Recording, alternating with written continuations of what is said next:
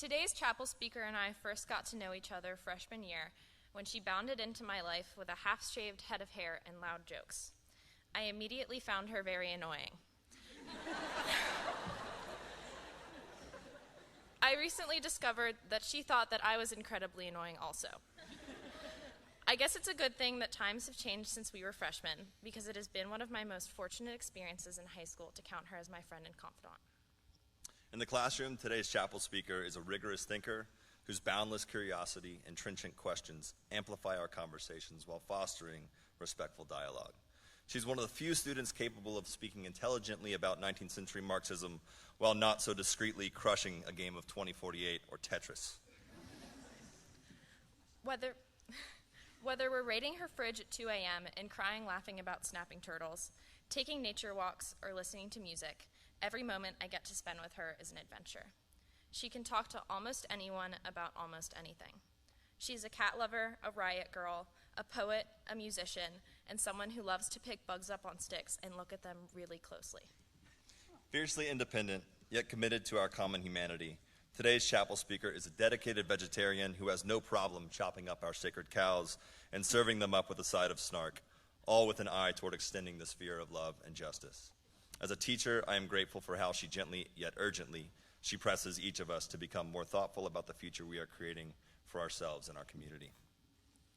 I myself am lucky to count today's speaker as a friend because of her loyalty and her ability to empathize. She has taught me the importance of truly looking out for the people you care about and letting them know you value them. She may never fail to tell me when I'm wrong, but she will also literally pick me up off the ground if I'm having a rough day. She is shrewd yet creative. She always has the gumption to stand up for what she believes in. She is a wonderful support system for her friends and loved ones. And while college may take us down separate paths, I know that I'm a better person for being her friend. It is our pleasure to introduce today's chapel speaker, Tessa Rain Majors.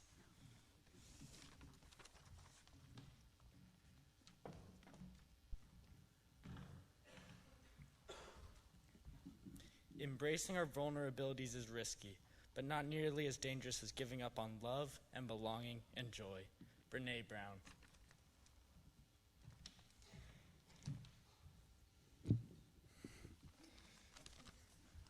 There's always someone around you who will call it's nothing at all, the Velvet Underground.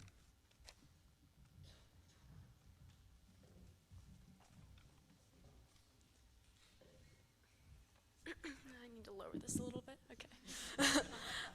I'd like to begin this chapel in the usual manner by thanking everyone who made it possible, which includes musicians, candle lighters and extinguishers, people who read quotes, and of course Mr. Clark. He really does put in so much work behind the scenes that you don't get to see.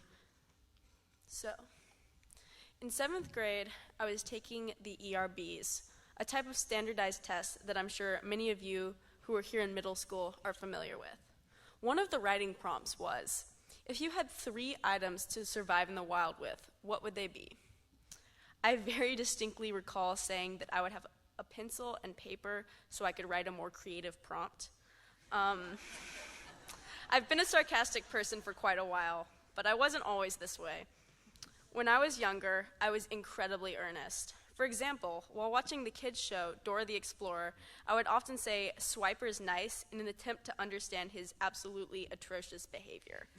For those of you who don't know, Swiper was the kleptomaniac fox who annoyed Dora by stealing her belongings. I personally did not understand why someone would be mean just for the sake of it.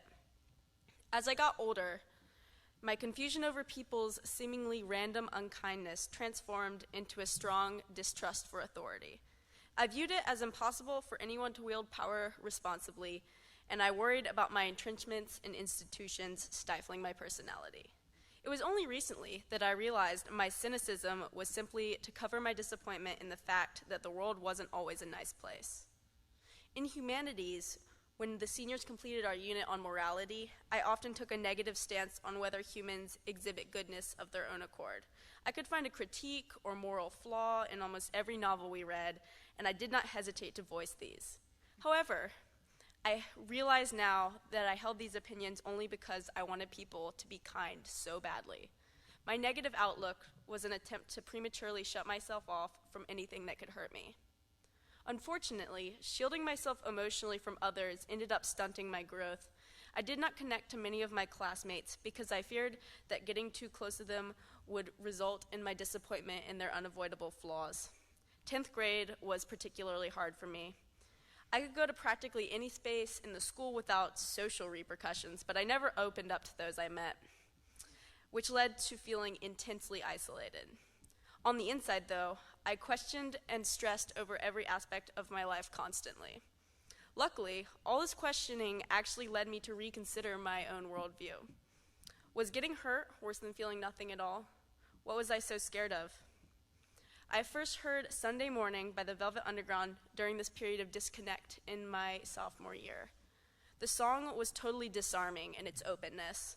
Something about its wistful optimism in the face of everyday mundanity of life just broke my heart. One line in particular stuck out, though, because it felt like it was directly aimed at me. It said, "There's always someone around you who will call it's nothing at all." This quote dismisses cynical people and their ubiquity, and it showed the cracks in my uncaring attitude. Sarcastic and shut-off people aren't a rarity. In fact, you can find those who act this way almost anywhere you look. And I feel bad because I know the people who display these traits are usually the most sensitive. Apathy is often a shield for caring way too much. After I heard this song, it made me want to express my emotions more. I chose to do this through songwriting. It gave me an outlet to understand my own feelings more deeply and also share them with others in the hopes of helping someone else do the same. I could be vulnerable while creating something I loved, and it made me a more fulfilled person.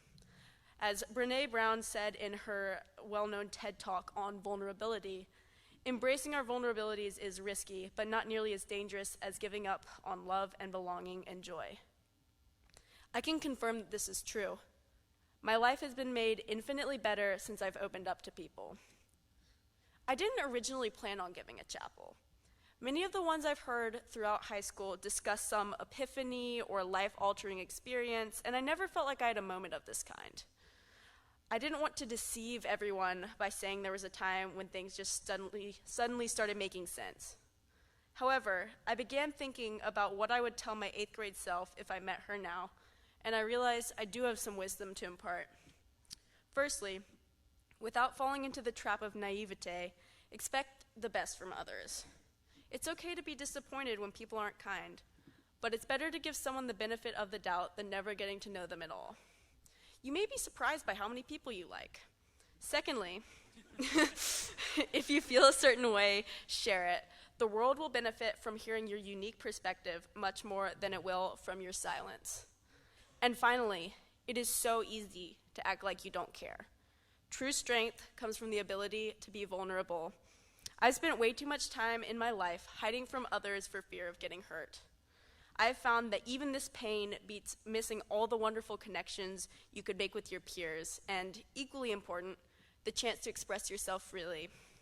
So for everyone listening today, from the 8th graders to the faculty, learn to embrace your vulnerability, and your world will open up to so many new opportunities and unexpected friendships. Thank you.